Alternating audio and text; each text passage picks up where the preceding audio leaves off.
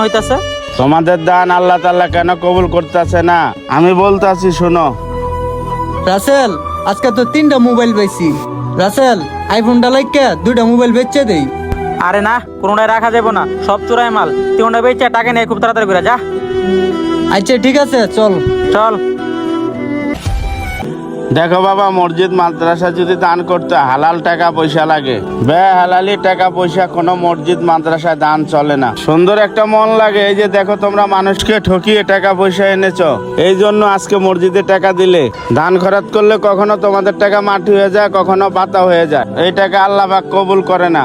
অসৎ টাকা পয়সা আল্লাহ পাক মসজিদে দান হিসাবে কবুল করে না। অসৎ টাকা পয়সা আপনাদেরকে ধ্বংসের পথে নিয়ে যাবে। আপনারা টাকা পয়সা যত ইনকাম করেন না কেন, আপনাদের টাকা পয়সা আল্লাহ পাক কোনোদিন দান হিসাবে কবুল করবে না। মসজিদ মাদ্রাসায় গরিব দুঃখী মানুষকে দান করতে হলে হালাল টাকা পয়সার দরকার। আর তোমরা যদি ভালো কাজ